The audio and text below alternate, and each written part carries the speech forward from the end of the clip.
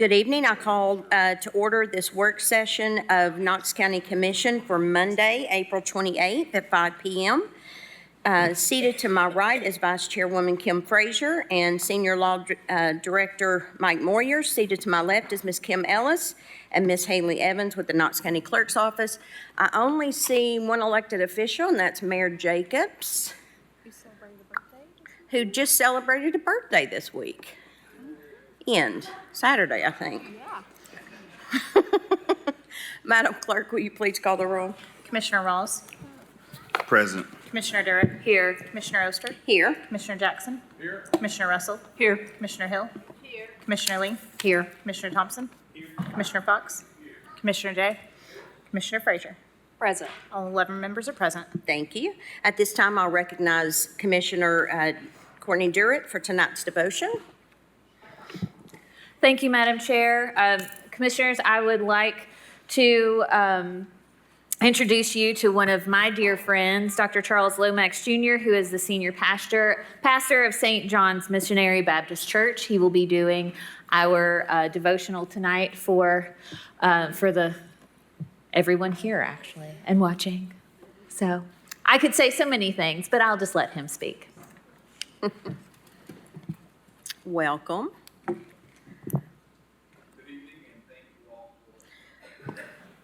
There we go. Good evening, and thank you all for having me. It truly is a pleasure to be before Commission tonight and to see each and every one of you, as well as community members who have gathered to come and to share. This is such an important part of the work that we do within our county, and we truly are grateful for the service that you all offer and provide. And so with that, let us bow as we go in prayer.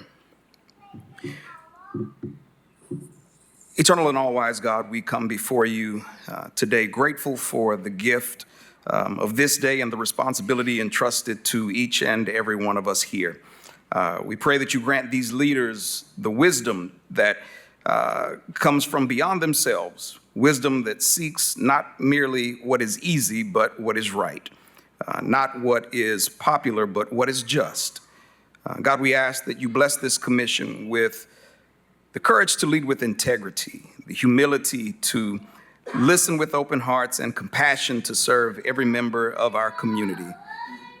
We thank you that you've enabled us to come this evening and pray that as we go forth with this proceeding, that you would bless all who speak, who stand, who raise their voice, and that their voice would be heard and amplified, that they might make a difference in this county in which we live. We pray that today's deliberations be marked by mutual respect, by clear purpose, and by a steadfast desire to build a future that honors the dignity of every individual here. Strengthen our hands to do this work ahead, steady our hearts for moments of challenge. And God, we pray that you stir in us a deeper hope for what we can be and what can be achieved if we work together. We ask these things in the spirit of service and in the one who is holy and greater than we. And it's in his name we pray. Amen. Amen. Thank you all. Thank you so much. I'll now turn it over to Commissioner Fox for the Pledge of Allegiance. Please stand. Salute the flag. I pledge allegiance to the flag of the United States of America and to the republic for which it stands, one nation, under God, indivisible, with liberty and justice for all.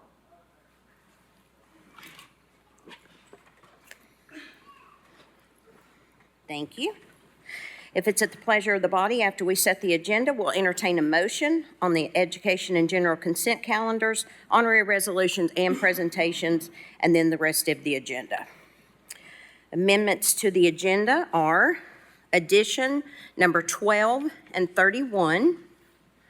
We will defer to May number 11 and 38, defer to June number 43, defer to July number 27. The withdrawals are 40, 44, and 46. Again, that's withdrawals is 40, 44, and 46. And non-consent, 32 through 34, 36 through 37, 39, 41 through 42, 45, and 47 through 50. One more time, 32 through 34, 36 through 37, 39, 41 through 42, 45, and 47 through 50. Do I have a motion? Madam Chair, I would like to, before the motion, I would like to withdraw number 9 from consent and put it on non-consent, please. Or I guess I should say I object to number 9 appearing as a consent item. We'll pull that number off. So add number 9 to that. Now, do I have a motion? Motion to approve as amended?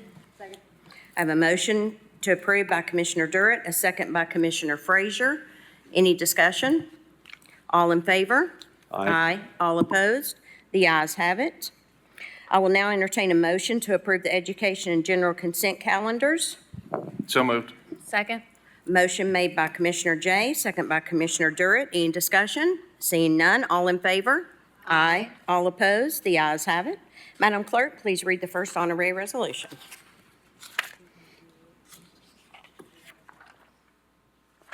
Oh, we didn't, number 9, I'm sorry. We just added that, number 9. Item number 9, Resolution R-25-4-209 is authorizing the acceptance of a Tennessee Department of Education Title III immigrant grant in the amount of $47,977.54.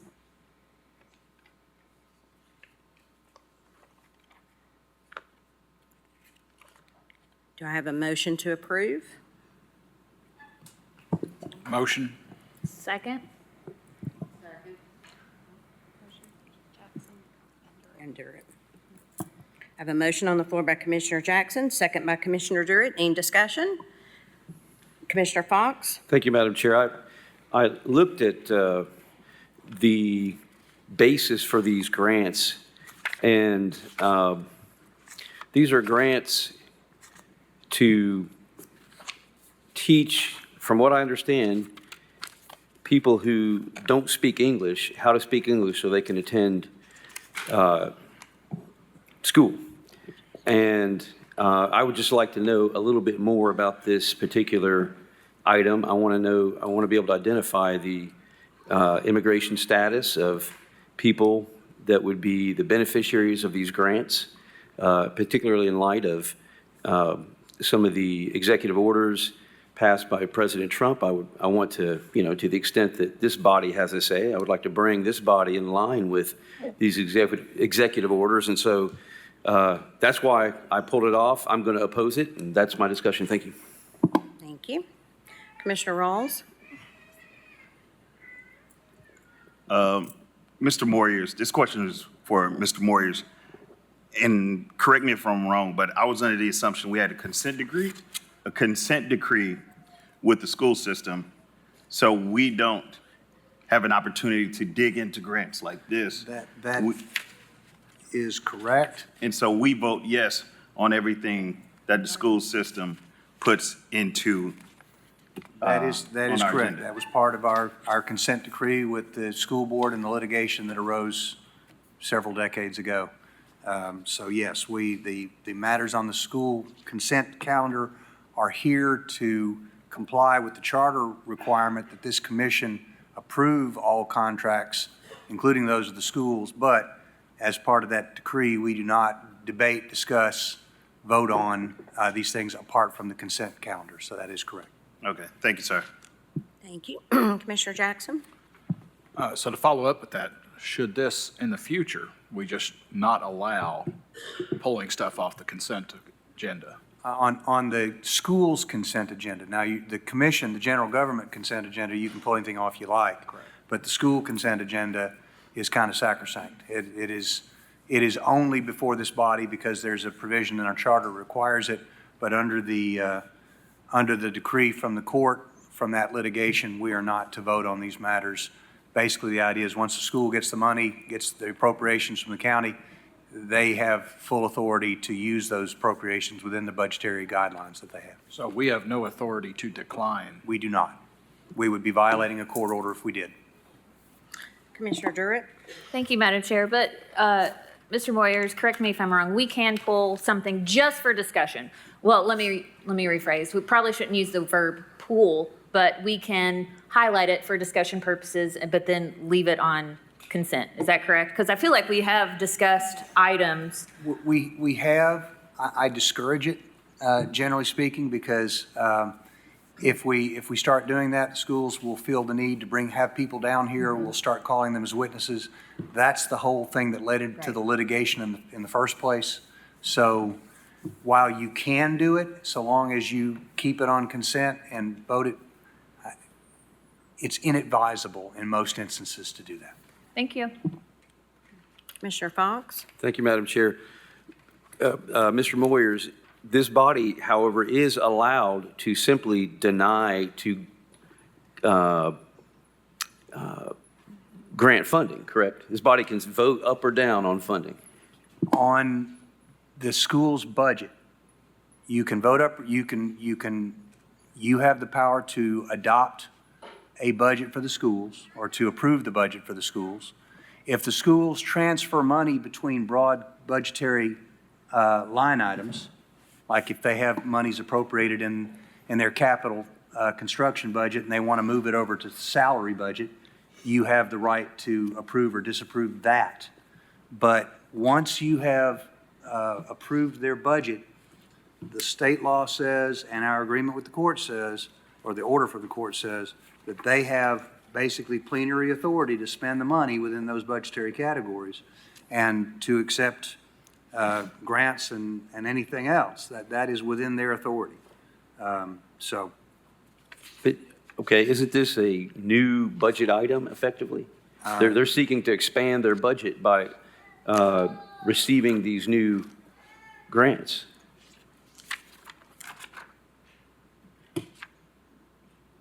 I don't know that I would see it that way. I haven't really thought of it that way. All I can tell you is that many years ago, we created this consent agenda for this purpose, so that we would not be interfering in the business of the schools. They're an elected body. They have their own area of authority. Those lines are pretty clearly delineated, and I don't believe, as I sit here, that it's within the authority of this commission to tell them no.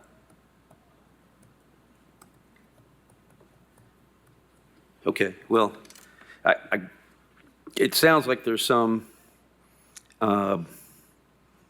there's some uncertainty. So in that case, I move that we delay this particular item by 30 days until the next commission meeting, because that's neither voting down on it nor up on it.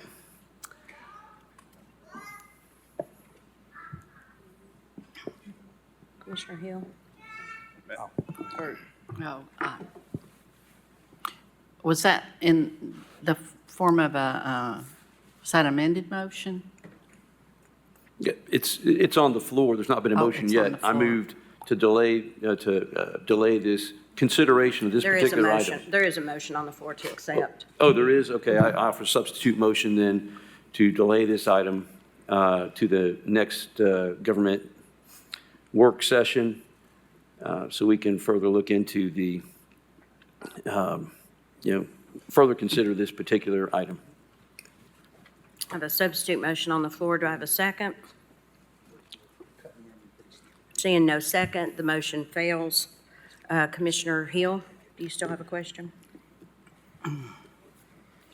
I do notice that our superintendent of schools is here, but I'm also noticing that this is actually not new spending. This is a grant that is coming to us from the state. It's not money that we initially, was in the initial budget that we even approved to spend to begin with. So I wonder about that relevancy also.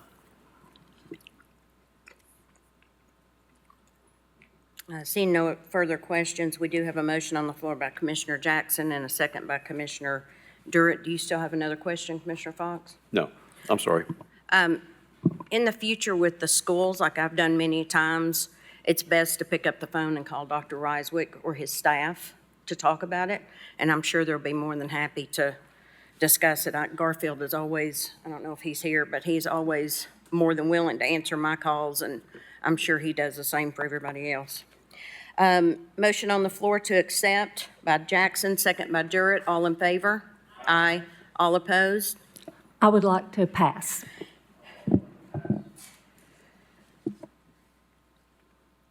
We have two passes, Fox and Russell, and the motion passes 9-2. Madam Clerk, next item, please. Item number 32, Resolution R-25-4-101 is honoring Eddie Manis and Honor Air Knoxville. Commissioner Jackson. Second. I have a motion on the floor by Commissioner Jackson, second by Commissioner Frazier. Any discussion? Seeing none, Commissioner Jackson, the floor is yours.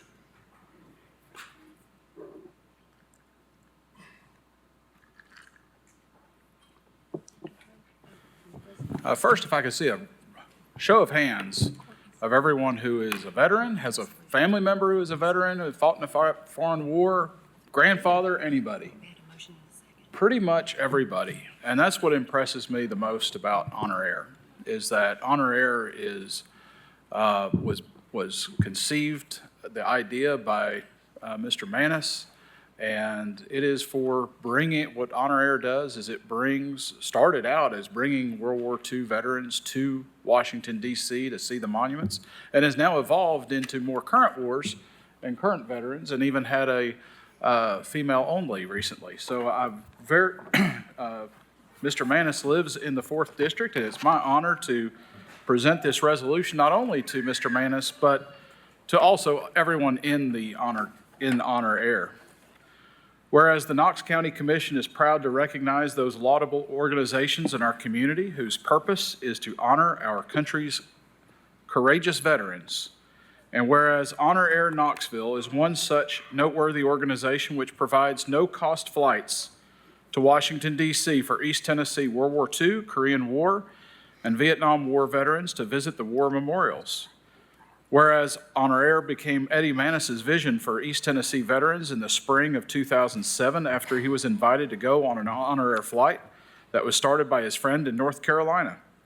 Whereas Honor Air was established soon thereafter with 3 board members, and its inaugural flight took place on October 13, 2007, just prior to its charter as a nonprofit corporation being adopted on June 2, 2008. And whereas the mission of Honor Air Knoxville is to honor all East Tennessee World War II, Korean War, and Vietnam War veterans by taking them on an all-expense-paid one-day trip to Washington, D.C. to see the memorials built in their honor. And whereas Honor Air Knoxville recently completed its 36th flight and to date has taken over 4,300 veterans to Washington, D.C. to see their memorials, including 2 flights specifically honoring female veterans. And whereas Honor Air Knoxville has also organized 3 virtual flights for veterans who are physically unable to make the actual flight. And whereas Honor Air Knoxville has grown to include 7 board members and a team of volunteers who are dedicated to honoring our East Tennessee veterans, demonstrated by their ongoing efforts in the Honor Air Knoxville program. And whereas the Commission wishes to recognize and applaud Eddie Manis and Honor Air Knoxville for their deep commitment to honoring East Tennessee World War II, Korean War, and Vietnam veterans, and the sacrifices they made to ensure the freedom in our country. Now therefore be it resolved by the Commission of Knox County as follows. The Knox County Commission hereby honors Honor Air Knoxville and founder Eddie Manis for their unwavering dedication to East Tennessee's World War II, Korean War, and Vietnam War veterans, and enabling them to travel to Washington, D.C. to visit the memorials built in honor of their service and sacrifice. Be it further resolved that this resolution be presented to Eddie Manis and Honor Air Knoxville. Be it further resolved that this resolution is to take effect from and after its passage, as provided by the Charter of Knox County, Tennessee, the public welfare requiring it. So. Congratulations. And I also have a $500 donation to the county.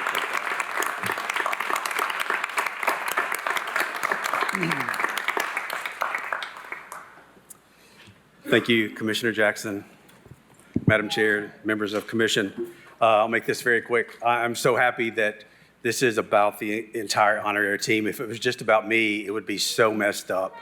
The only responsibility I had was one orientation breakfast, and I forgot to order breakfast. But the team behind me, the all-volunteer team, consists of 25 people that have a passion for veterans, and that is what it's all about. I'm even embarrassed to stand here because we try not to put focus on any individuals other than the veterans that we serve.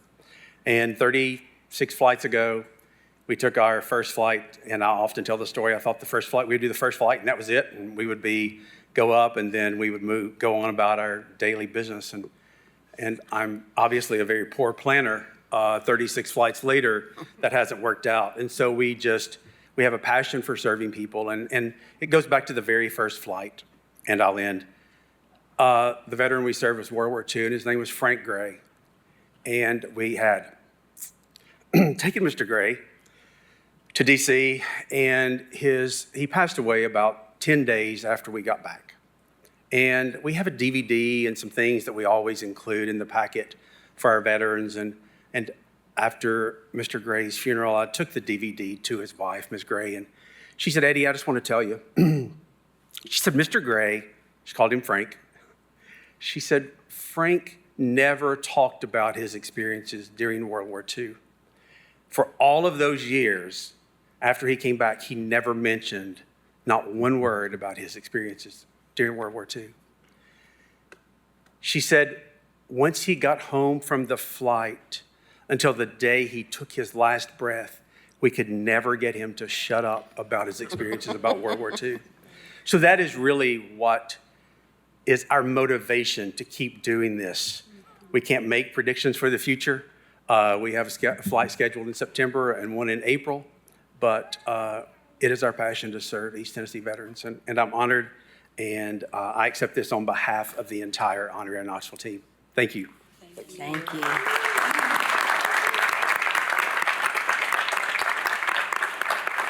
Commissioner Jackson, would you like to grab a picture?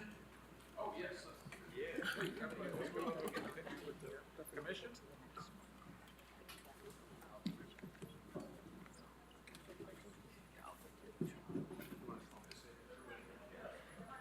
Commission?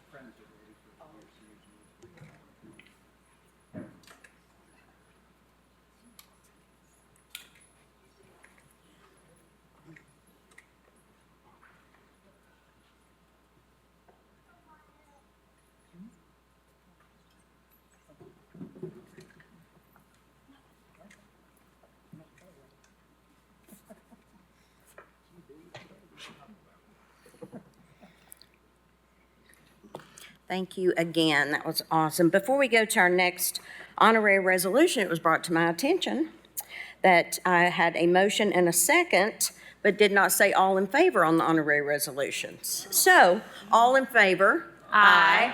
All opposed? Any discussion? Seeing none, we can now move on to the next one. I apologize for that. Item number 33, Resolution R-25-4-102, honoring the West Valley Middle School girls basketball team for winning the AAA state championship. I move approval. I second. Thank you. I have a motion on the floor by Commissioner Jackson, second by Commissioner Russell. Any discussion? Seeing none, all in favor? Aye. All opposed? The ayes have it. And let me make mention, so they don't think that people aren't being recognized, West Valley Middle School basketball team couldn't be here this evening. So We will be presenting it at a school function you in will front of get the that entire there. school assembly. I just didn't want anybody to think we forgot about it. And I'm happy to send out the invitation to the time That'd be and everything if lovely. anybody would like to come. Yes, thank you. All right, Madam Clerk, next item. Item 34, Resolution R-25-4-103, honoring Keep Knoxville Beautiful, Keep Tennessee Beautiful, IMS Nature Center, and Keep the Tennessee River Beautiful for their collective efforts to remove trash from Knox County and bring awareness of litter control across East Tennessee. Thank Motion you. to approve. A second. I have a motion on the floor by Commissioner Jay, a second by Commissioner Oster. Any discussion? Seeing none, all in favor? Aye. All opposed? The ayes have it. Commissioner Jay, I'll let you stand down there and take the floor. Thank you, Madam Chair, and thank you, Commissioners, for your support of this important resolution. I feel a little bit of responsibility. For 6 years, I sat next to Commissioner Daley, which was our official/unofficial litter czar of Knox County. And it rubbed off on me enough of his advocacy that it seems I do more work and more cleanups and more involvement. And I think that's a good testament. In commission, we ought to find our passions, and we ought to find people that sit next to us and get them passionate about what we do so that we can pass the torch, we can keep those momentums going in the community. And we're really fortunate to have so many people that care about common problems. As every time I go do a litter cleanup, which I just went a couple weeks ago, took my junior commissioner and we were in the ditch pulling out bottles and trash and all kinds of things. You know, I often think to myself that those who throw out litter on our roadways and our waterways, I think are exactly what they throw out, garbage. I just can't understand for the life of me why anyone thinks that that's acceptable.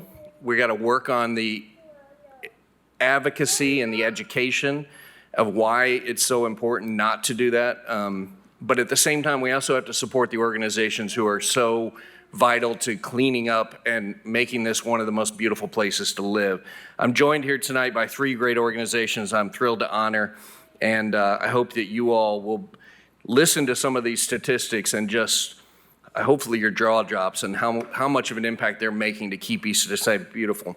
The resolution reads as follows: whereas littering on Knox County's roadsides and waterways are a continuous challenge for all members of the community, and whereas Knox County is fortunate to have 3 robust organizations dedicated to cleaning up litter across our community, and whereas Keep Knoxville Beautiful has coordinated hundreds of volunteers, managed Adopt the Road groups, businesses, trash runs, contracted cleanups, and other spruce up events showcasing an impressive impact in facilitating 278 cleanups and the removal of 87,996 pounds of litter since September 1, 2024. And whereas over the past 2 years, the teams at IMS Nature Center has coordinated over 50 groups and 1,062 volunteers to help remove 34,792 pounds of garbage from local waterways and surrounding areas. And whereas Keep the Tennessee River Beautiful remains solely focused on our most important waterways. And since September of 24, their organization has rallied hundreds of volunteers to remove a whopping 173,262 pounds of trash from the Tennessee River, Fort Loudon Lake, Douglas Lake, Norris Lake, Cherokee Lake, Melton Hill Lake, Parksville Lake, and Chickamauga Lake. And whereas picking up litter from roads and rivers is crucial for the environment, environmental protection, and public health, reducing pollution, protecting wildlife, and improving the overall quality of life in our community. And whereas all 3 of these important organizations continue efforts to discourage littering, remain focused on making trash disposal easy and convenient, and emphasize social responsibility to keep the community clean while utilizing positive reinforcement that rewards collective efforts. Now, therefore, be it resolved by the Commission of Knox County as follows. The Commission of Knox County hereby honors Keeps Knoxville Beautiful, IMS Nature Center, and Keep the Tennessee River Beautiful with appreciation and celebrates their continued service to Knox County. Be it further resolved that a copy of this resolution be presented to the representatives of Keep Knoxville Beautiful, IMS Nature Center, and Keep the Tennessee River Beautiful as an example of continued excellence in service to Knox County, and so they might use this honor to promote litter removal to more citizens across the community. Be it further resolved, resolutions take effect after its passage as provided the Charter of Knox County, Tennessee, the public welfare requiring it. Please help me in congratulating 3 amazing organizations and their members for doing all they can to keep East Tennessee beautiful.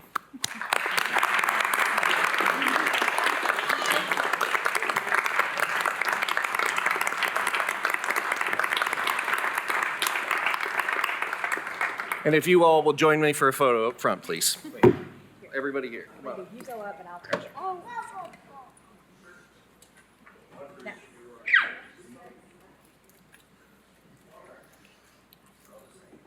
Go ahead, do it. Do it.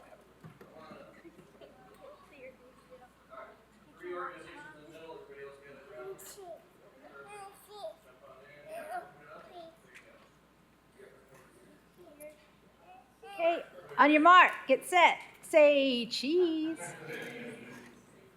Okay, yeah, say, okay, one more. Clean. Y'all are so pretty. Thank you.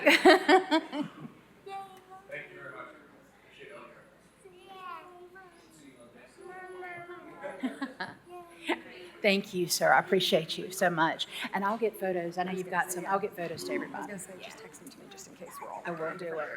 Do it, okay? Okay, we're good. I'll get photos to you.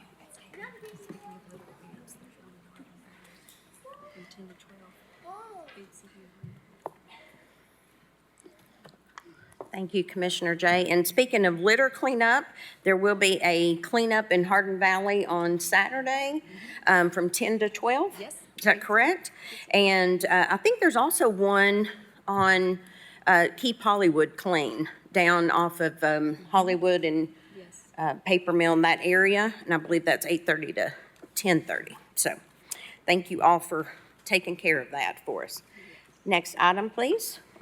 Item number 35, presentation on federal grants by Perry Benshoff, Knox County Finance Department.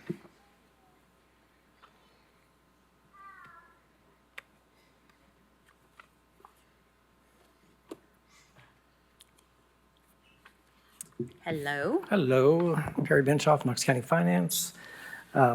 Just kind of briefly want to go through some of this information Commissioner Jackson asked us to put together.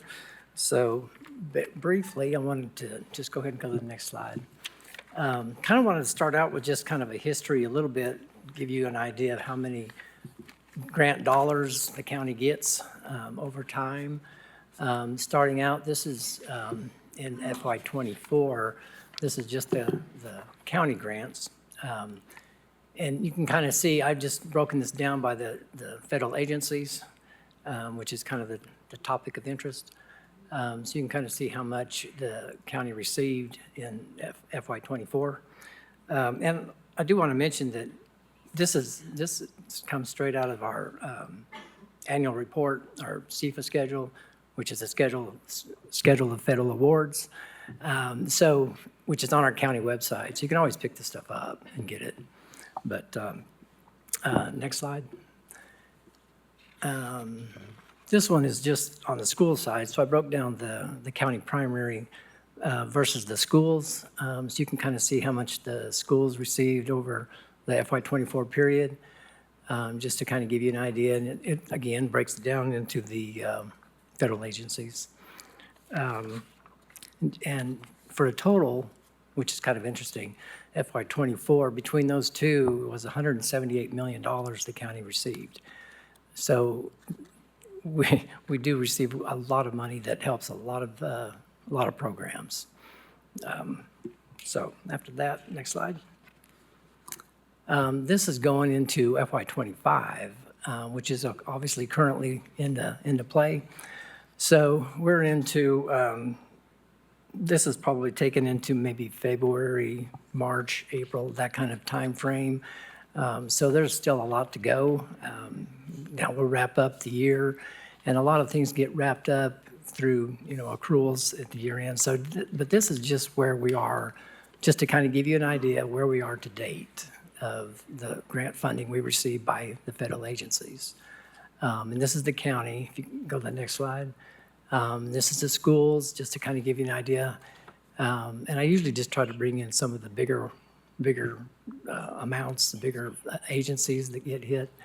So you can kind of see that, we're kind of on track doing about the same things we did the prior year. You can go on the next slide. Now, this is where it gets a little estimates, okay? We got to focus on the word estimates because this is jumping into 26 that we've not even touched yet, but just kind of wanted to give you an idea of what it looks like, of what we have budgeted and what is coming in the future. These things are, I don't want you to take this, but with a grain of salt. This is really just budgeted items that are going to be looked at, but I did want to just kind of give you an idea of some of the estimates that we're looking at, so you can kind of see the dollars that are on their way. Okay, so you can go on to the next slide. And this one I was kind of interesting too. I just broke this down by the federal agencies. Now, how we do it is, and this again is just some of the larger grants that we receive, just to kind of give you an idea of some of them that are in those different departments.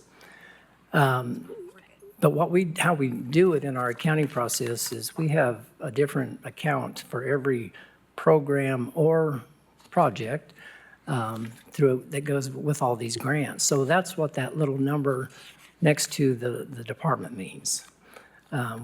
So overall, just in this slide alone, there's what did I say? A little over 140 different accounts that we're monitoring every time for any one of these projects or programs. So just kind of want to give you an idea of the magnitude of the number of programs we have. Next slide. This one's just kind of a list of the schools, of all the different grants that they get to. So just kind of, like I say, kind of want to give you a little history of all of them we get, some of the amounts, and just kind of give you an idea of where they're coming from. Next slide. Now this one, again, we don't get a lot of information. When this request first came out, it was how much, what are the risks? And currently, as known, we have a potential risk in a couple, the library grant and also that Department of Transportation. Those are really the only known ones that we have that we received any amount of information that possibly could have an impact on those. And like I said, I wanted to make that little comment at the bottom that, all the department directors that are involved in these grants are always continuously monitoring them. So any news that comes out, they'll hear about it and adjust whatever budgets accordingly.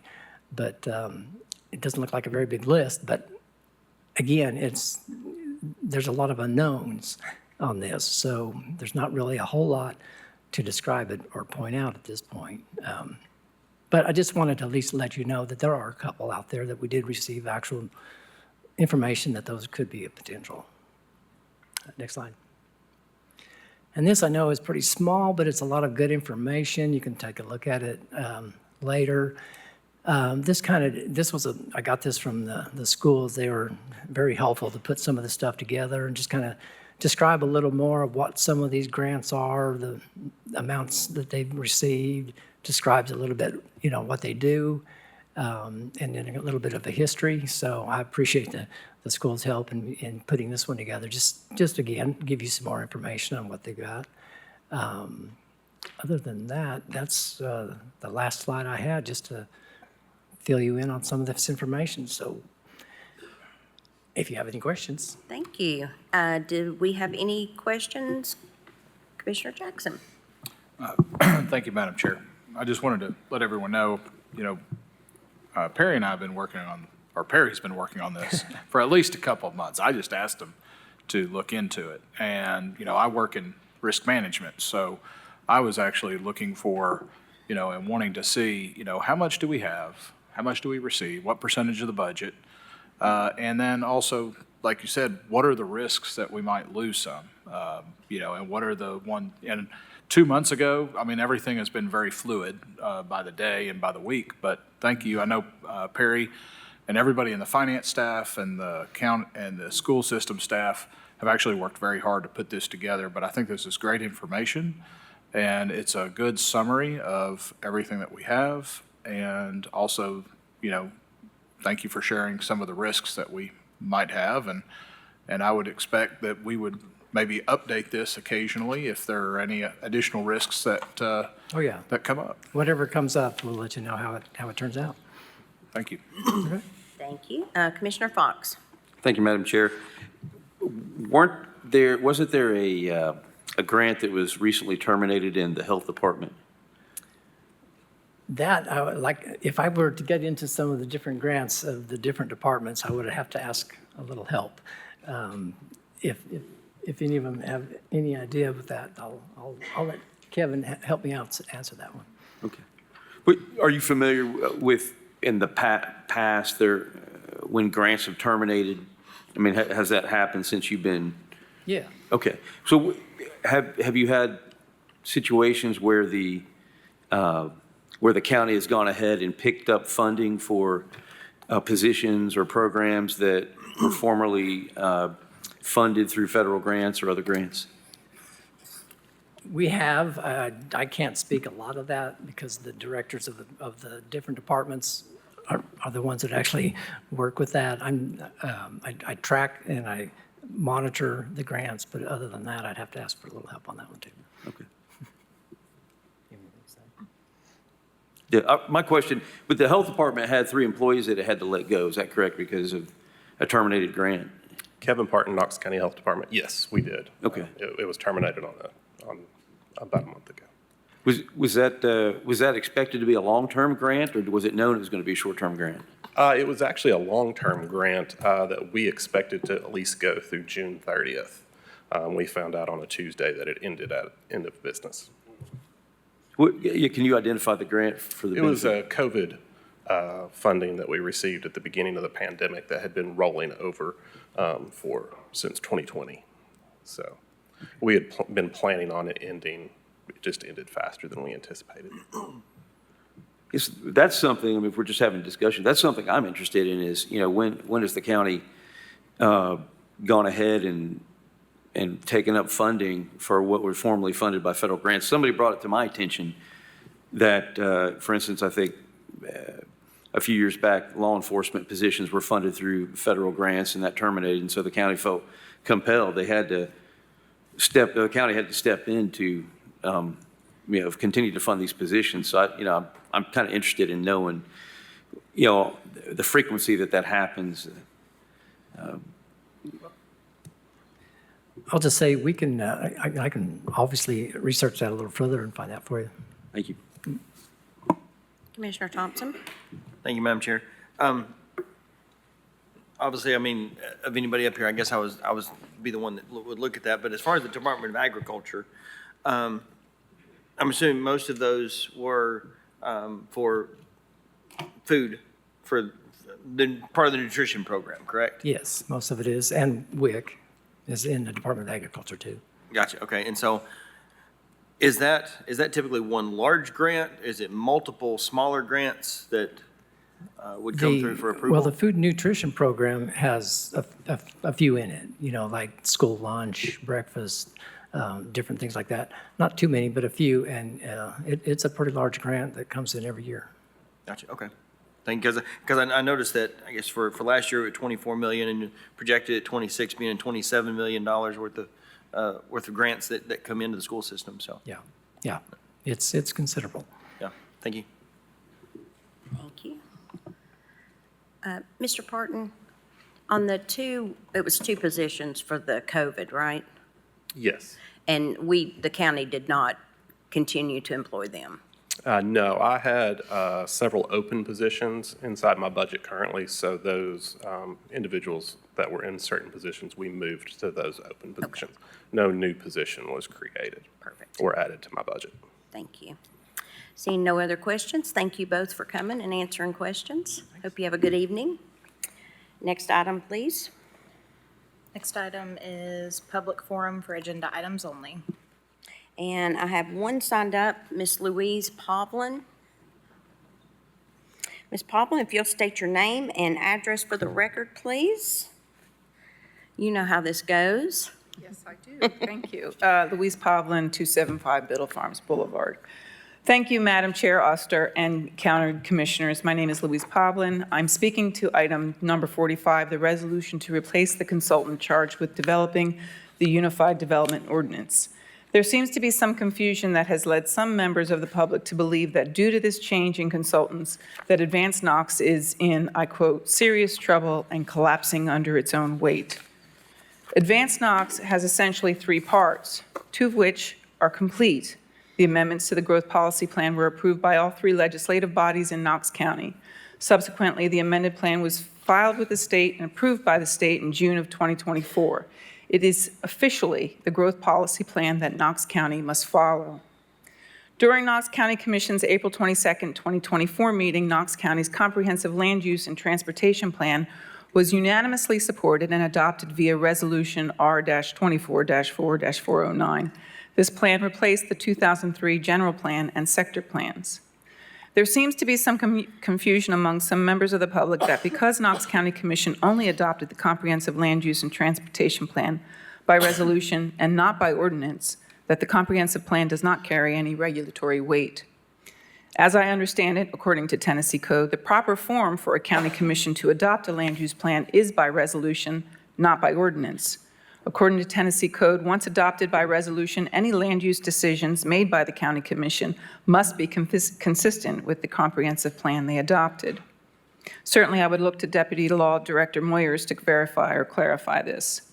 The reason I detail this is because it seems that there is a group of folks spending an inordinate amount of energy in an attempt to disrupt this final piece of Advanced Knox with the mistaken notion that somehow the amendments to the growth policy plan and the comprehensive land use transportation plan go away, which is simply not true. We need an engaged and accurately educated public to understand that this last piece is so vitally important to get right. The Unified Development Ordinance is a massive undertaking, and the residents of Knox County need to be part of the process. The Unified Development Ordinance is not just updating the existing zoning ordinance, which has glaring issues. It includes an update to the Knox County's subdivision regulations, as well as a host of other development-related ordinances, including stormwater and roads and bridges, etc. My concern is that the rollout of the various updated ordinances and regulations occur at a pace that allows for sufficient time for the county commissioners and the public to review and digest all the proposed updates and provide opportunities for public input. I thank you for your time. Thank you, Ms. Pavlin. Next item, please. Approval of minutes of the previous meeting. Is there a motion to approve the minutes of the previous meeting? So moved. Second. I have a motion on the floor by Commissioner Frazier, second by Commissioner Durrett. Any discussion? Seeing none, all in favor? Aye. All opposed? The ayes have it. Next item, please. Item number 36, consideration of the acceptance of new county roads. A, Oakley Township Drive, located in Oakley Units 1 and 2, District 3. B, Eaglewood Lane. C, Timber Green Lane, located in Oakley Unit 2, District 3. D, Viewcrest Lane, located in Covered Bridge at Hardin Valley, Phase 1D, District 6. Thank you. Do I have a motion? Motion to approve. I have a motion on the floor by Commissioner Jay, second by Commissioner Hill. Any discussion? Seeing none, all in favor? Aye. All opposed? The ayes have it. Next item, please. Item 37, consideration of the closure of a portion of Wind Chime Circle in the Crossing Subdivision, District 7. Thank you. Do I have a motion? So moved. Yes. Second. Okay. We'll go with Commissioner Durrett, second by Commissioner Frazier. Any discussion? Seeing none, all in favor? Aye. All opposed? The ayes have it. Next item, please. Item number 39, line item transfers, total amount of $435,988.16. Thank you. Do I have a Motion to approve. I have a motion on the floor by Commissioner Jay, second by Commissioner Thompson. Any discussion? Seeing none, all in favor? Aye. All opposed? The ayes have it. Next item. Notary applications, there were 195 received. Thank you. Do I have a motion? Motion to approve. Second. I have a motion on the floor by Commissioner Hill, second by Commissioner Frazier. Any discussion? Seeing none, all in favor? Aye. All opposed? The ayes have it. Next item, please. Item number 41, spread of record, travel for the Tennessee County Services Association, TCSA 2025 County Government Day. Item number 42, spread of record, travel for the National Association of Counties, NACO 2025 Legislative Conference. Thank you. Item number 45, Resolution R-25-4-407 is approving a contract with Orion Planning and Design, LLC, OPD, in the amount of $499,780 for the creation of a unified development ordinance. Motion to approve. I have a motion on the floor by Commissioner Frazier, a second by Commissioner Thompson. Any discussion? Commissioner Yes, Fox? thank you, Madam Chair. I would like first to ask Director Moyers, I'm unsure about the role of the commission in terminating contracts. Obviously, contracts have to be approved by the commission. To me, it makes sense that the commission should have to terminate contracts as well, but I confess that I am uninformed on that issue. There's nothing in the charter that governs that. The commission is given the authority to approve contracts, but the drafting of them and the execution of them is within the executive branch, so the mayor is in charge of that part of things. Thank you. But under the charter, any contract, I think it was over 50,000 in the charter, I think that number's been raised to 100,000, has to be reviewed and approved by the commission, which is why we have the consent agenda for school items as well. Thank you. Commissioner Russell? Yes, I was originally the one that had brought up questions in regards to how this whole process worked out. I would like to, unfortunately, I can't see who all's here that could speak to the matter, but I do want to let you know that I did speak with both Director Snowden and also, I can't remember, but I spoke with several people in regards to this to make sure kind of the flow of what happened. And as they explained it to me, it was unanimous that they end the first contract. Once they made that decision, they did reach out to the person who was second on the list, spoke to them to see if there was still interest, and then proceeded from there. And it was unanimous among everyone on that, in that group that had made the original decision. And I'm sorry if I was kind of shocked. I had not heard that we were having issues, and that's why I brought up the question in the first place. It was pretty simple there. But I did want to let everyone know that it was above board and everyone agreed on it. I would like to, however, have a little bit of discussion on whether we should proceed with the number 2 candidate. And actually, this is just something that has been brought to my attention over the last few days. Originally, I planned on voting for this, but, and excuse the analogy, but we're in the season. I don't know that something this important we should give it to a second string pick. I think the first, we had chose a good candidate. This is vital. This is absolutely vital to our community, to the county. As Ms. Pavlin stated, this is probably one of the most important things that this body will oversee. And while I wasn't involved in the committee that chose who was first and who was second, that committee chose who they thought was the best candidate and who kind of came in second place. I think we should probably get some new quotes and new proposals just to make sure that we are indeed getting the best quality, the best price. Because this is, again, I think this is probably one of the most important things that this body will do. Commissioner Jay? Thank you, Madam Chair. Just to help begin the discussion, when the news came out about this, and obviously we got sent information from our team through the executive branches leading this, and you had some testimony last week from Ms. Benedict outlining it. You know, like most of us, I think we all called, got engaged, talked through it, and understood it.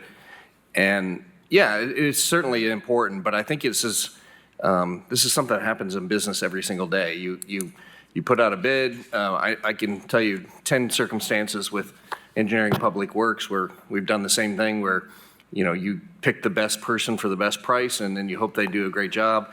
And most of the time it works, and every once in a while it doesn't. It's my understanding, unless there's someone here that can tell me otherwise, that the work that was performed up to this point is still good and valuable and is going to be used going forward.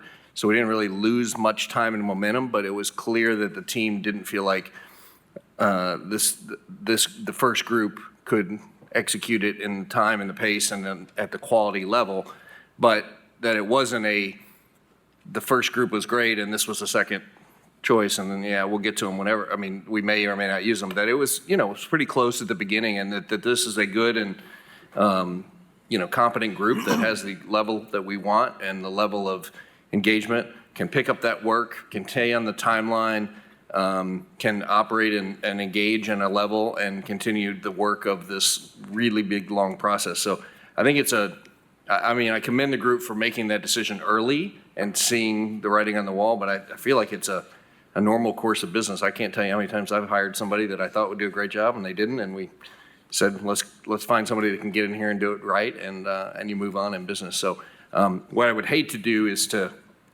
lose the time and the momentum that we have, given that we spent 3 years on Advanced Knox, and I can't tell you how many countless hours on all the amendments and all the meetings and all the, this is a long road, and unless there is a deficiency with Orion or some unique reason why they can't do the work at the level we ask, again, maybe a member of the team can explain it. I think we continue to move on, and I'm happy to support it tonight and keep the momentum going. We got about an 18-month process ahead of us, so it's still a lot of road to go. Commissioner Thompson? Thank you, Madam Chair. Like Commissioner Jay said, I commend the team for catching it early, which means that our team is on their A game, and they've got the pulse on what Knox County needs, and what we're looking for and what we expect. And having been in sales for 15 years, and been on that side of making the pitch, making the proposal, and you know that they're only going to pick one of you, and there could be 5 of you at the table, and you do your best job, you make your best pitch, and for some reason, the one that got picked just said something a little different in a different way, and they went with them. But you knew on the backside that they probably weren't going to work out, but you needed to maintain the relationship so that when that failed, you're up to bat, and you're prepared to move forward and do the best job you can. So and after speaking with the team, I don't have any reservations about their discernment in picking a quality candidate to do what we need to do. And also, if for some reason this one falls flat, I fully expect them to pull the plug pretty quick on them too. So that's my thoughts. Thank you. Commissioner Frazier? Thank you, Madam Chair. Just to echo what I've heard so far, again, had those conversations with the leadership team. I feel very confident in the abilities of the second choice, even though they are the second choice. I know that there were 7 that applied or responded to the RFP. They were all very, very competitive. It was a tough decision to pick one versus the second. Again, to echo what I've heard, I commend the team for acknowledging up front that we just weren't getting the quality work that we anticipated. And so again, I do feel comfortable with Orion, and I'm excited about this next step. You know, this is what pushes us through what I have called kind of a messy season, and I'm really looking forward to the work and the outcome. Thank you. We have a motion on the floor to approve by Commissioner Frazier and a second by Commissioner Thompson. Seeing no more discussion, all in favor? Aye. All opposed? I would like to pass, please. We have one pass. The motion passes. Next item, please. Item number 47, R-25-4-502, one approving the 2025 through 2029 Knox County Consolidated Plan establishing community development priorities. 2, approving the 2025 Knox County Annual Action Plan identifying activities Knox County will undertake for program year July 1, 2025 through June 30, 2026. And 3, authorizing the acceptance of anticipated U.S. Department of Housing and Urban Development, HUD, federal funds in an amount up to $1,200,000 in CDBG program funds up to $410,000 in home program funds. Thank you. Do I have a motion? Motion to approve. I have a motion on the floor by Commissioner Hill, second by Commissioner Durrett. Any discussion? Commissioner Fox? Thank you, Madam Chair. I just want to state on the record that I will be voting no on this, but I wanted to note, too, that this was a 142-page document that had some very interesting information in it. I wasn't able to fully absorb it, given the many demands of our office. And this is precisely why I think that the commission ought to be involved in consideration of grants at the front end and not at the back end, because effectively what this is the administration coming to us with a check and saying, would you please sign this check for us? And we don't get any of the information about what it's related to until the last minute, effectively, compared relative to the time of the application of the grant. It's like at the end. So anyways, that's my discussion. Thank you. Thank you. Seeing no more discussion, we have a motion on the floor by Commissioner Hill, second by Commissioner Durrett. All in favor? Aye. All opposed? No. We have 2 noes, Commissioner Russell and Commissioner Fox. The motion passes. Next item, please.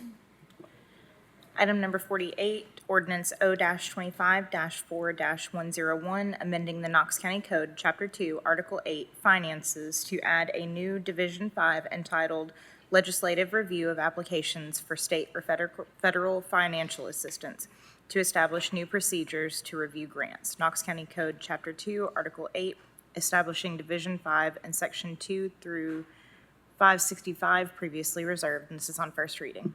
Thank you. Do I have a motion? Move to adopt this ordinance. Motion on the floor by Commissioner Fox. Do I have a second? Second. Second by Commissioner Russell. Discussion? I'll open up the discussion, Madam Chair. I drafted this because, and I actually want to start with a quote from Commissioner Jay in an April 17 email, because I agree exactly with what he said in this. This was, for his information, this was regarding requests for FOIA filings. And Commissioner Jay said in the body of the email, as the legislative branch of Knox County government, we have oversight and approval authority over budgets, financial expenditures, policies and procedures, bonded debt, equipment assets, and other related Knox County matters.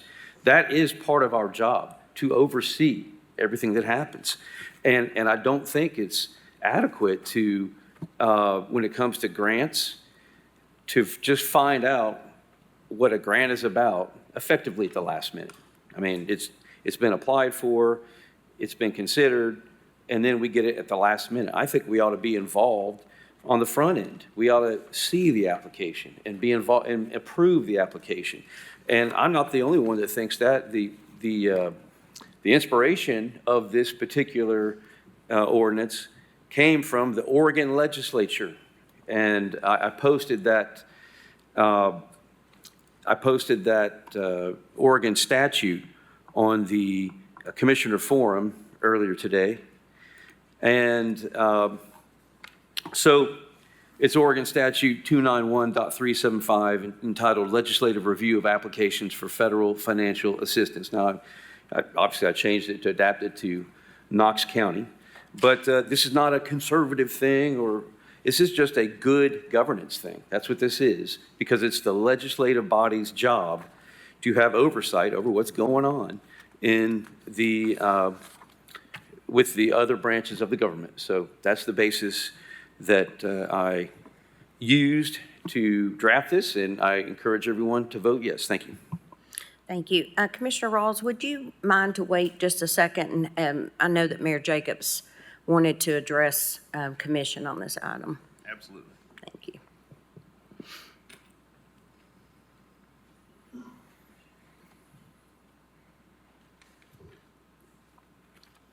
Thank you, Madam Chair. Glenn Jacobs, Knox County Mayor, 400 Main Street. I appreciate Commissioner Fox taking time to meet with my team to discuss this. It's important to maintain open and honest line of communication between my office and with all of you. And I sympathize very much with Commissioner Fox's position on federal spending, including these grants. The federal government prints, borrows, and spends way too much money. However, we have no control over that.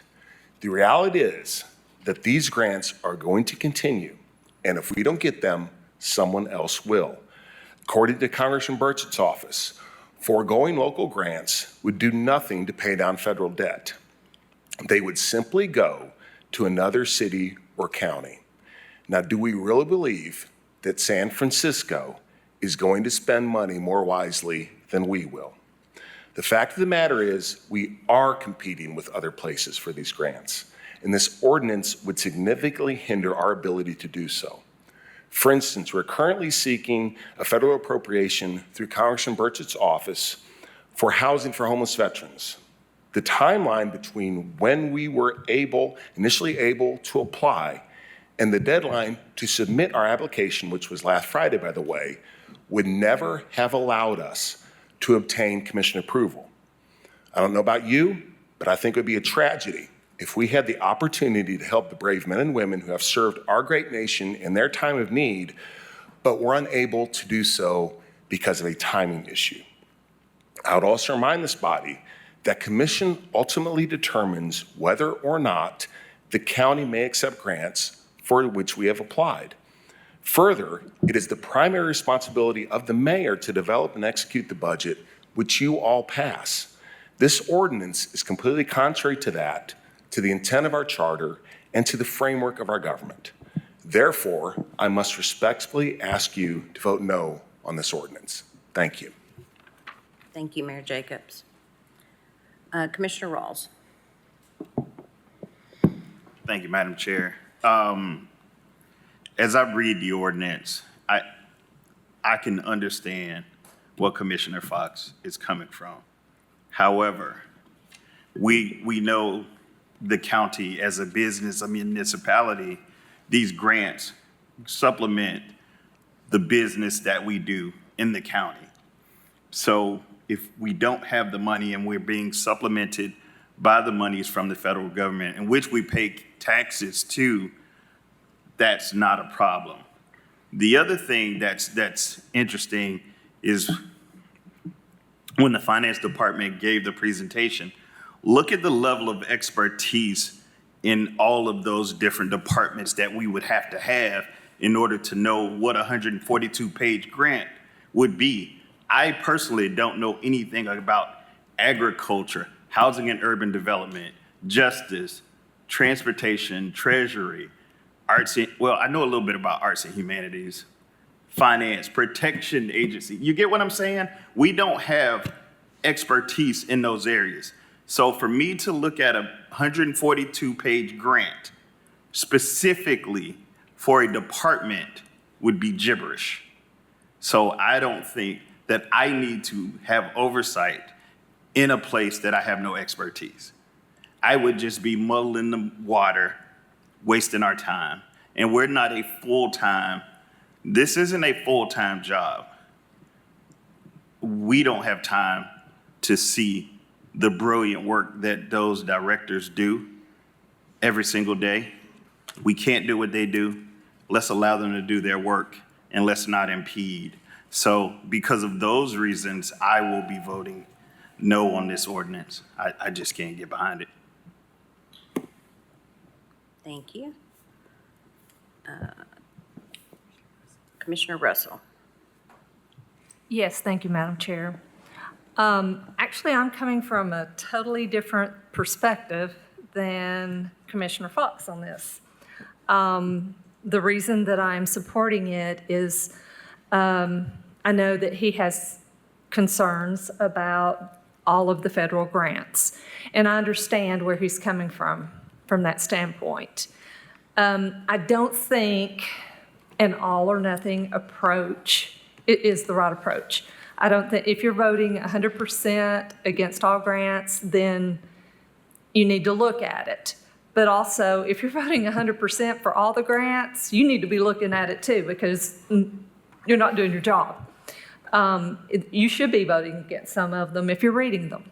So my perspective is I am always about efficiency and about money. I'm a CPA and I am a money nerd. And from my standpoint, it just makes sense for us to look at these in advance to decide, not the grant. Obviously, we're not going to be the ones writing the grant, but do we want to apply for a grant for this, that, or the other thing? Because why are we spinning our wheels or the wheels of the departments wasting their time? It's about efficiency for me. If we're not going to pursue the grant, why are we wasting, obviously it took probably months to write a 142-page document. So to me, that is a waste of time if we then turned around and did not approve it. So for me, it's an accounting thing. It's trying to be efficient and effective. Commissioner Durrett. Thank you, Madam Chair. I will reiterate a few points that Mayor Jacobs gave, but also that Commissioner Rawls gave. Forcing early approval of grants would add unnecessary bureaucracy, slow down the county's business, and cause us to miss out on crucial funding for housing, infrastructure, community service, all of the things that Commissioner Rawls listed. Case in point, there was a quick turnaround time on the veterans grant, 10 days. If it had to come to us first, we wouldn't have gotten that for those who have served our country. The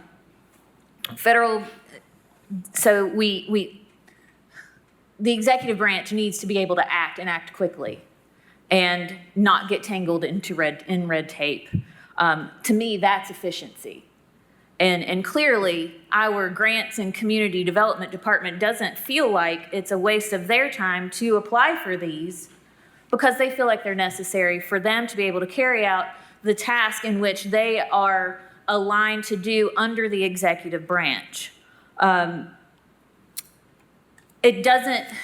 applying for these grants does not commit the county to them. As was stated and as has been our process, once the grant is awarded, they then come to us because we are the controller of the purse strings. We have full control after that. No money gets accepted or spent unless it comes to us. Skipping early approval simply lets county staff do their jobs and keep Knox County competitive for funding that benefits our residents who we are here to represent.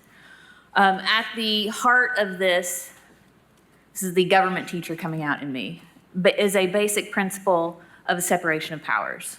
The executive branch manages operations, the legislative branch provides oversight, as was mentioned, If the commission tries to micromanage applications, it's stepping into executive territory, blurring lines, slowing government down, and making it harder to deliver for the people that we serve.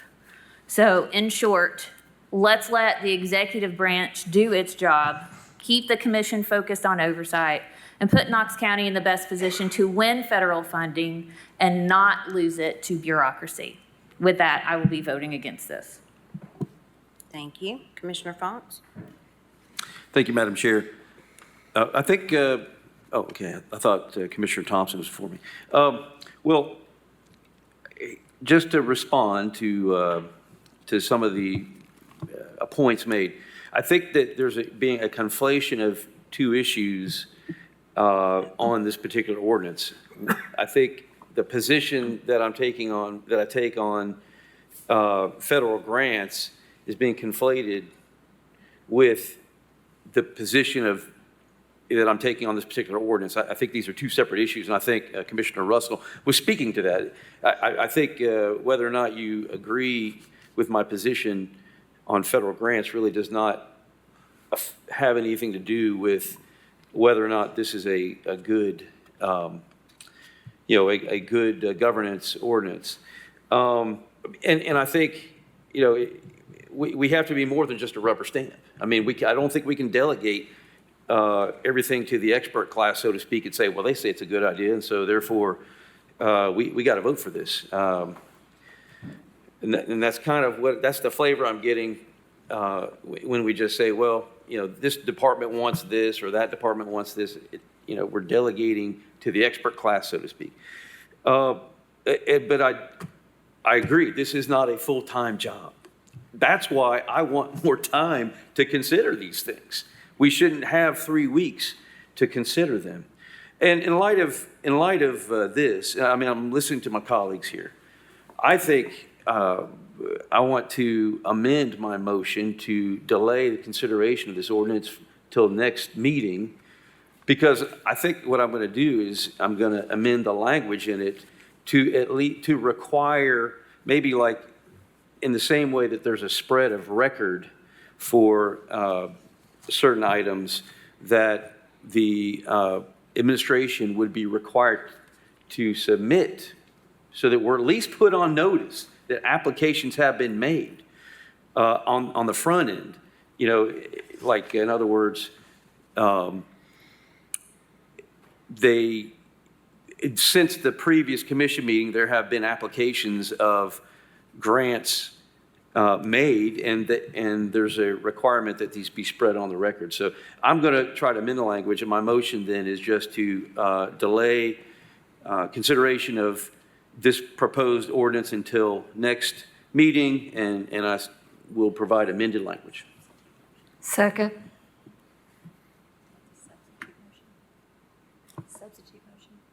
I'm sorry, amended motion. I'm amending my motion, yes, amending my motion, yes. We have a substitute motion on the floor by Commissioner Fox and a second by Commissioner Russell. Any further discussion, Commissioner Jay? Thank you, Madam Chair. Just to add to the conversation now, even though we'll likely continue this as it comes back around, I think there's a couple of key points to just consider, Commissioner Fox and really all of Commission. First, we just approved item number 47. It's literally the community development priorities for the plan for the next 4 years and for actions that they're looking to take on several different things. And I can't think of a time when the executive branch and Mayor Jacobs has not continued to educate and inform us of the priorities that he has and the departments that he manages, and we're constantly getting presentations and updates and information about where they're heading and what they're working on. I think we need to apply a little bit of assumption of goodwill to the people who work in Knox County. I don't think there's any time I've ever imagined that somebody would have the time, bandwidth, or willingness to randomly apply for a grant that didn't matter or that we didn't need. I mean, these are really dedicated professionals that are terribly committed to Knox County's future. And they don't apply for everything. It's not random. They don't just go, hey, you know, what kind of grants are on the hopper today? I mean, they're sitting there trying to figure out, how do we feed children? How do we make sure veterans don't end up under the bridge? How do we make sure that, you know, we have enough housing supply? How do we make sure that our health department is well-educated and staffed and has the resources to go in the community? And these are thoughtful and purposeful things. Separate of the discussion of should we accept federal funding, I just can't imagine a time in which a grant has come to us that, you know, hasn't been put a huge amount of effort into it. We are the oversight, but we're not the management. We're the board of directors. And if you applied this to any other company, the board of directors would not wait and ask the CEO to submit what you're going to work on to make the successful business successful. President Trump would not wait and supply a list of executive orders that he might want to write to the Congress and ask, you know, hey, I just want to make sure I get approval on all this stuff before I start working on it. I mean, this is what we do as the legislative body, not the executive body. So however it comes back, I think I'll probably be in the same position of, we need to stay in our lane. We do have oversight. I promise you, if there's some grant that comes to us that is so ridiculous and egregious and we don't want to do it, we got 11 people here to convince not to accept it and not to use it. But in my 7 years on commission, I've never seen something that's come through. You may call it a rubber stamp. I call it good and competent staff that work really hard to try to make Knox County a better place. And I haven't seen one that I have felt like is out of character for the needs of this community. We hired a mayor. We hired a CEO to run this county. And our job is to, you know, ask questions and be diligent and make sure we watch the purse strings. But our job is certainly not to manage the CEO of the Knox County business. So appreciate the discussion. Thank you. Thank you. Commissioner Hill? Thank you. With all due consideration, I don't feel inclined to even support delaying this because I think we are looking for a problem where no problem exists. I do feel confident that our staff does not waste time writing grants that they would even anticipate we don't approve. And the years I've been on this, and Commissioner Jay, several of us that are on our second term, I don't think we have ever not approved and not seen a grant come before us that we did not feel was justified. And I can't think of collectively, much like Commissioner Jay said, in all the years of service, I have never had anyone indicate to me that there was even a problem with this. And I think that there is a point where we do need to trust that our mayor and his executive staff does have the best interests of the county at heart. In the end, if we don't think they do, we always have the final say on whether a grant is accepted or not. And I'm just not convinced that there's any problem here to deal with in the first place. Thank you. Thank you. Commissioner Fox? Thank you, Madam Chair.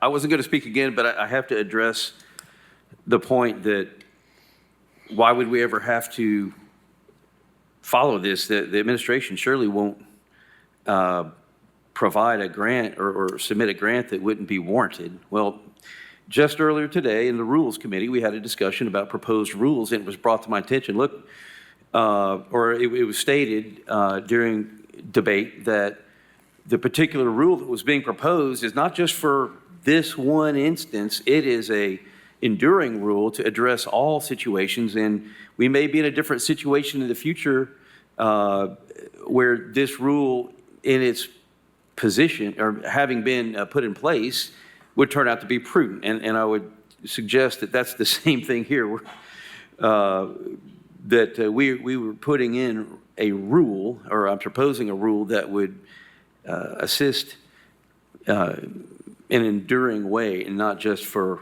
you know, one particular administration. But I'll point out, I mean, if you want to have proof, there was a grant that a constituent of mine stumbled across. It was a pro-HUD grant And I wasn't going to raise this, but if you're asking for, why are we doing this and what led to this initially being proposed in the first place, there's grant for funds to basically thwart Knox County citizens' First Amendment rights, okay? And it was a grant for housing and, to basically lower resistance to low-income housing. And one of the premises of the grant was that the reason that Knox County has insufficient housing is because part of the population is racist. And that is repugnant. That is defamatory. And the only reason that that particular grant, to my knowledge, was withdrawn was that I brought it to the attention of people in my community about this grant, and then Commissioner Russell heard it from another party. I didn't actually communicate with her. And then she took it to the mayor and said, "What is this?" And then it was withdrawn. But had that just stumbling upon it not occurred through a constituent of mine, it probably would have ended up on this consent calendar. So that's why, it could have been one of those 142-page, that was a 42-page document, I believe, that particular grant application that was completed. So that's why it's important to know on the front end. Now, if it's too cumbersome to have to approve a grant on the front end, why, I hear you. And so let's do something else that's not so cumbersome and constraining on the administration, but still allows those who are interested in reviewing grant applications. So anyways, that's it. Thank you. Thank you. Commissioner Durrett? Thank you, Madam Chair. Director Moyers, I have a procedural question. So if Commissioner Fox were to change this ordinance, would he need to resubmit because he is changing the language? Or I know we've had to do that in the past if it's a significant change. Well, I think you're thinking about things that have to go before the Planning Commission. What he could do is submit an amended ordinance next month because we haven't voted on it yet. Now, if we voted on it tonight and then there was a significant change, I don't think it would still, there's nobody to send it back to. I don't mean send it back necessarily. Yeah. I mean withdraw this and then submit a new one, a clean version next month. I feel like we've done that in the past where we've passed an ordinance on first reading and then at second reading, we've amended it to the point to where it's considered it was a new significant ordinance. change. Possibly, and I guess it would depend on how extensive the changes were and whether we vote on it tonight on first reading, because the motion on the floor right now is to defer, I think. But if we vote on it now and it comes back and it's a completely different ordinance that does something completely different, then yeah, it would probably need to be read twice. Okay. I was just wanted to confirm that. Thank you. Commissioner Thompson? Thank you, Madam Chair. Commissioner Fox, so I guess what I hear you saying is, as far as regarding amending the ordinance, what you're looking for is, given that what you're asking for in this one would be cumbersome and we could potentially miss deadlines of potential grants that would be helpful and beneficial, what you're asking for now would be informational of what we're applying for, what's in the pipeline, so that we don't miss the deadline, but it could be upcoming, just to give us more information of knowing what we could possibly be voting on and approving a month or two down the road. Instead of having 3 weeks, now we may have 5 or 6 weeks. Is that what you're asking for? Or months, yes. I mean, okay. Yeah. In light of the debate, I'll change it so that everybody can be accommodated, come up with a compromise that would work for everyone, yeah. So that would remove the roadblocks of getting something approved and missing out on something. Now it becomes informational and basically just gets it, the information to us and know what we're applying for. We're not slowing down the application process. It's just giving us the information of what's being applied for. That's correct. Yeah, so I don't. whether that needs to be an ordinance or something, I mean, I don't know. But I would tend to agree, yes, it would be nice to at least know what's in the pipeline. But as far as our approval process, I think the way we're working, because obviously, like Commissioner Jay said, if there's something off the wall harebrained that was applied for and, well, we need to approve this, and we're like, this doesn't suit the priorities of what we're looking for, the direction we want to go, then we need to reevaluate, but, okay. Thank you. Commissioner Jackson? Thank you, Madam Chair. I just wanted to clarify. The motion on the floor is to defer. I don't have any problem deferring this and allowing Commissioner Fox the opportunity to reassess and maybe change the ordinance. Thank you. If commissioners don't have any other questions, Director Holden?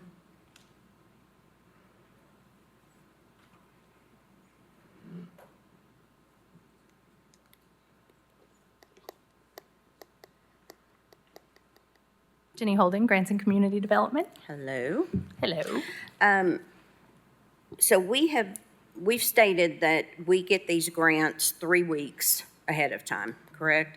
And you and your office are readily available to answer the questions to us. I think there's a little bit of confusion maybe with some of the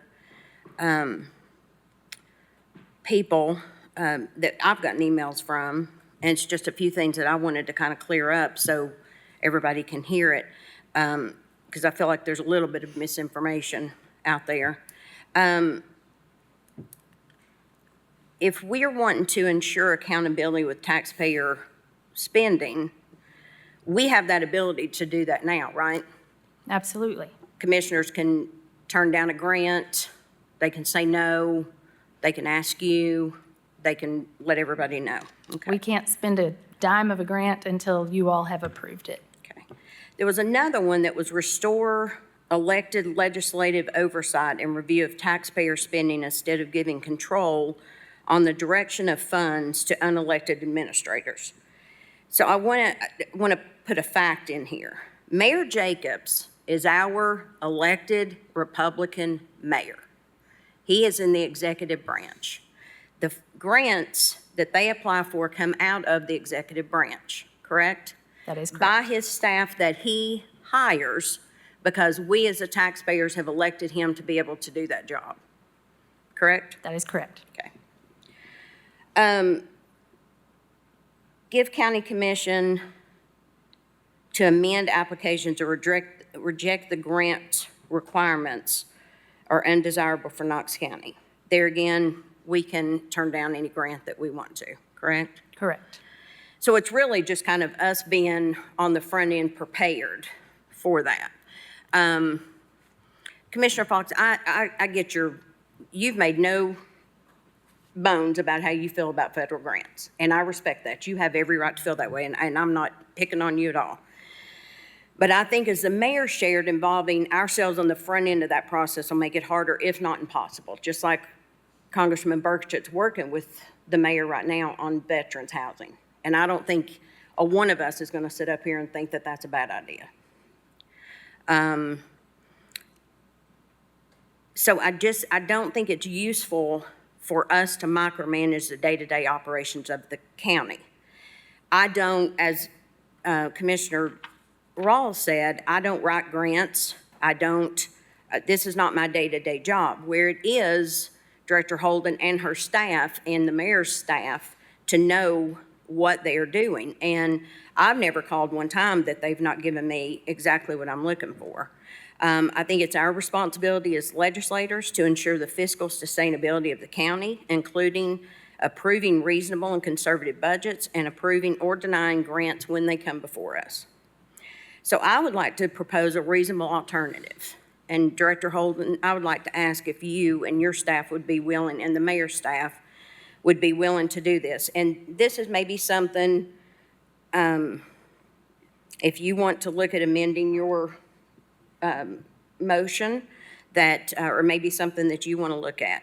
At the start of the fiscal year, a grant summary, similar to what Mr. Bushoff has provided today.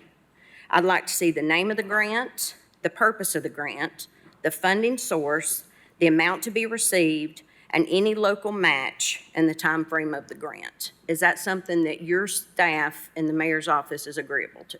I think that is something we could absolutely provide at the beginning of the budget year. And if that is something that the commission is, that way you have got a clear understanding a year ahead of time of what grants are in place and gives plenty ample time to be able to look and review these grants. And if it's something that a commissioner sees that's a concern, they can do that. I also understand that we end up with these last minute ones like Congressman Burchett's working on, that, we're gonna get those kind of last minute. But I think if we could design something that you see it at the front of the year and we know what's coming down the pike, to me, that makes a little more sense. I don't think it needs to be an ordinance. I think that needs to be, I don't know if it's a resolution or I don't know if it's just an agreement between the mayor's office and your staff and county commission, but that's the way that I could support something. I can't support holding the mayor and his staff that he was elected to take care of this county to an ordinance. So, thank you, Director Holden. So right now, we have on the table a substitute motion to delay by Commissioner Fox and a second by Commissioner Russell. So this will require a roll call vote. Commissioner Rawls?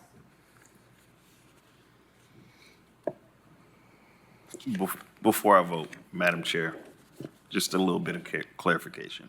If I vote no, what does a no vote mean for this substitute motion? We're back to the original motion to vote on it. If we vote no, if the substitute motion fails, is that what you're saying? No, I'm sorry. It's amended. It's amended. It's amended. But we're amending to postpone it. Postpone it. A no to postpone means hear it now. Here and now. That's what I'm voting for, is a no vote, which means to hear it now. Yes. No. Commissioner Oster? No. Commissioner Jackson? Commissioner Russell? Yes. Commissioner Hill? No.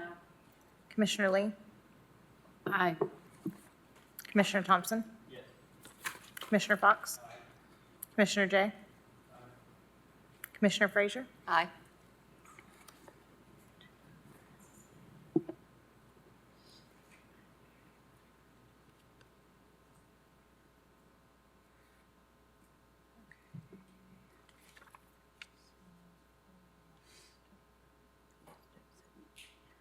Okay, it passes to defer 7-4, so we will take this up next month. Next item, please. Item number 49 is ordinance O-25-3-102, amending the Knox County Code, Chapter 2, Article 3, Division 11, entitled Department of Internal Audit, to provide for various amendments to said division. This is amending ordinance O-2-8-105, adopted September 23rd, 2002. Ordinance O-10-3-104, adopted April 26, 2010. Ordinance O-11-6-101, adopted July 25, 2011.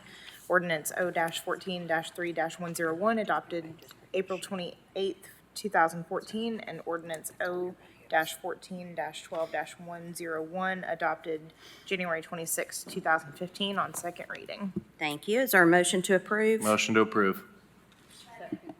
I have a motion on the floor by Commissioner Jay and a second by Commissioner Durrett. Any discussion? Seeing none, this is a roll call, sorry. Commissioner Durrett? Aye. Commissioner Oster? Aye. Commissioner Jackson? Commissioner Russell? Commissioner Hill? Commissioner Lee? Aye. Commissioner Thompson? Commissioner Fox? Aye. Commissioner Jay? Commissioner Frazier? Aye. Commissioner Rawls?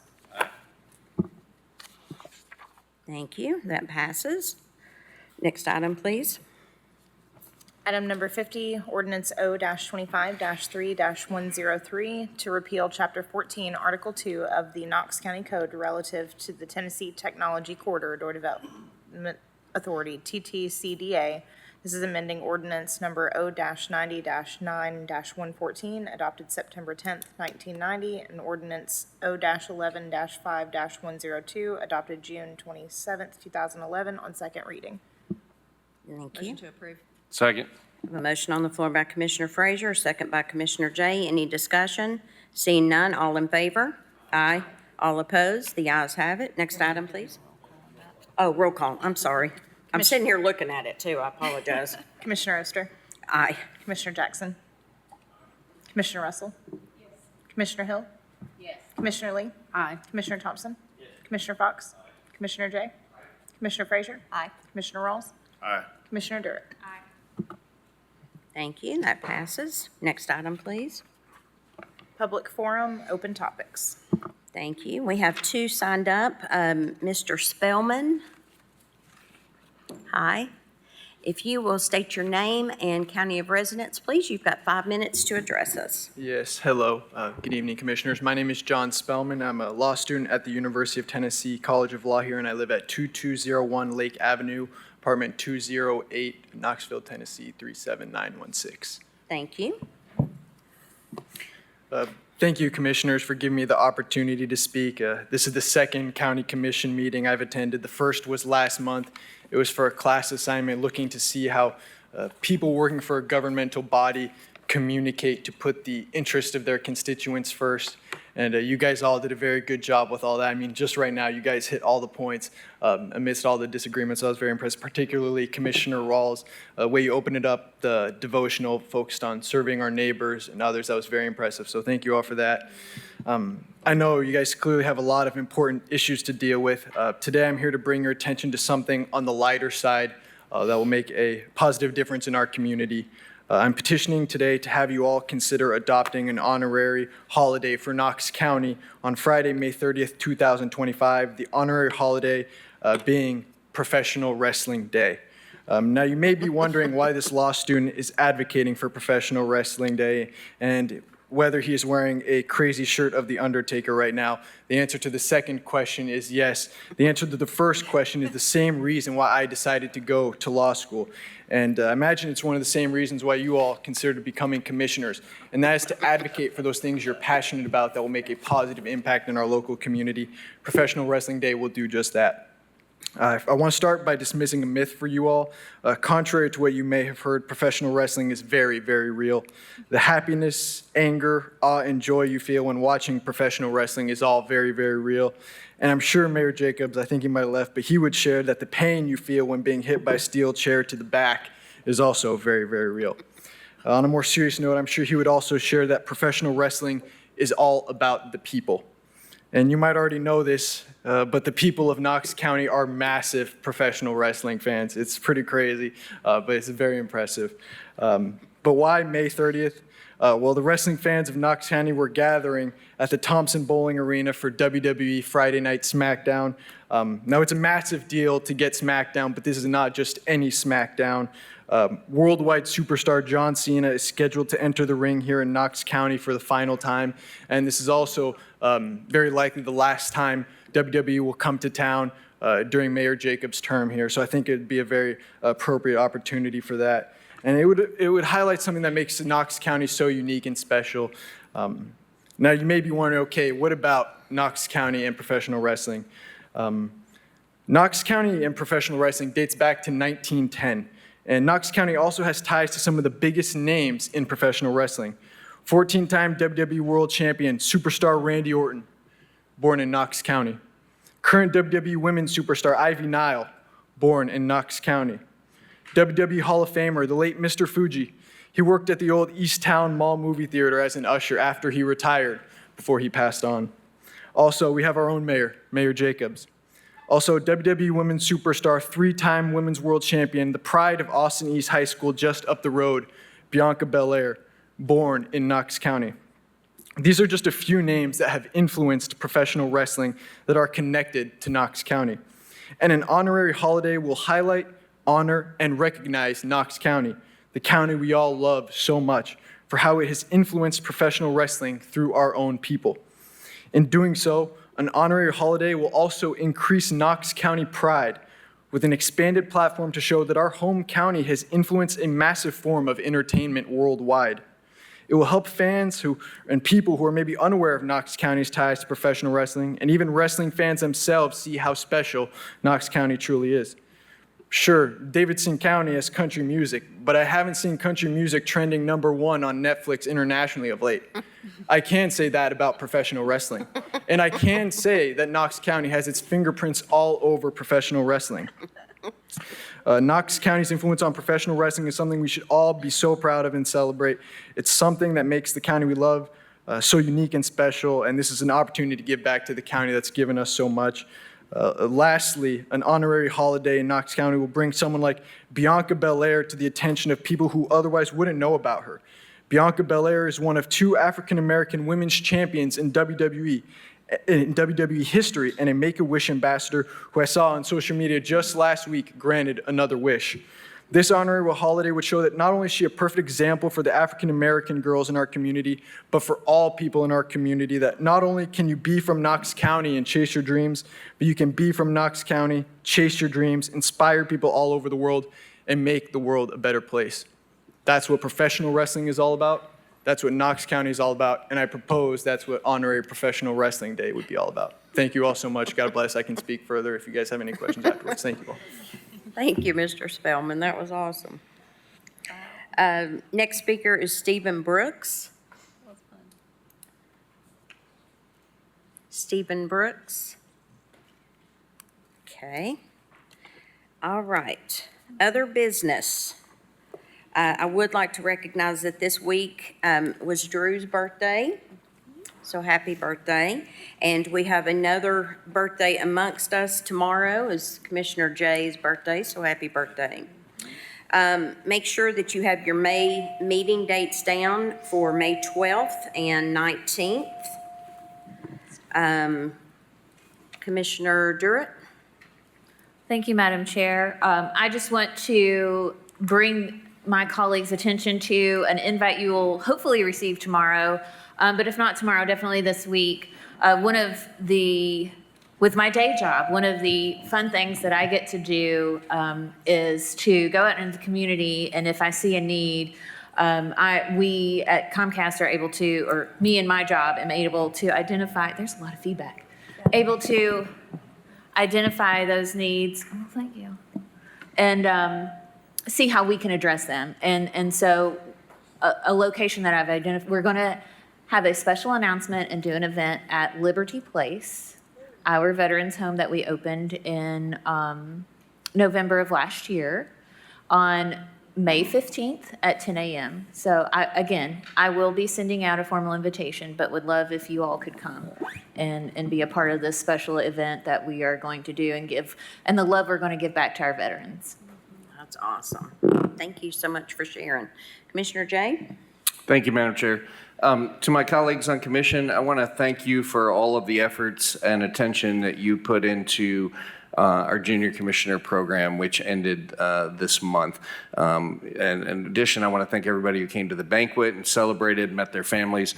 Commissioner Durrett and I had a opportunity last Monday to take all of our junior commissions, all 11 of them, to Nashville, where we toured the TBI, and one of our former friends and police chiefs, who is now the Director David Roush, gave everybody a great tour, and then we went on to the Capitol and I spent time with Lieutenant Governor Randy McNally, our Senators Becky Massey and Richard Briggs, Secretary of State Hargett, took a tour of the Capitol, sat in on Chairman Watson's Finance Committee meeting, sat in on the gallery, met and lots of our representatives, and really packed a full day. But I will tell you this, because of the effort you all put in and because of all of the attention, like, they made us proud. I tell you what, they ruled the Capitol for about 8 hours, and they were dressed to impress. They asked a ton of questions. They challenged people. They, were participated And people were actively seeking us out to try to, oh, I heard the junior commissioners are here. I mean, they were celebrities for a day, and they did y'all proud, and it was really impressive to see how they were asking questions about, okay, you do this on a state level, how does that translate to Knox County and to my neighborhood?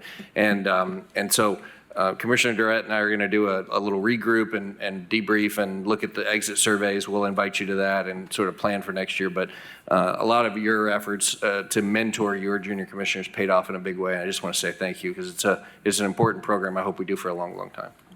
It's a great program, and that was a heck of a class. Commissioner Frazier? Thank you, Madam Chair. Just a couple of things coming out of Parks and Rec. Now that I sit on the advisory board, I invite you all to come and walk with me this Thursday, May 4th at New Harvest. We'll start at 4 p.m. Also, we have created a Youth Athletic Advisory Board, and we are looking for 9 volunteers to serve on that board. We ask that you not be associated with a sanctioned or commissioned sport, but maybe someone in your community or a parent even. But if you have someone that you would like to recommend, just please let me know. Also, we have an education series coming up Thursday, May 22nd from 3 to 5 p.m. We'll be hearing from our chamber. And then again, the Hardin Valley Business and Community Alliance, they're having their spring cleanup this Saturday, May 3rd, 10 to 12 at the Food City parking lot in Hardin Valley. So thank you for that moment. Perfect. I would like to leave you with this: the only way to do great work is to love what you do, by Steve Jobs. So thank you all very much. I hope you have a wonderful evening, and we are adjourned.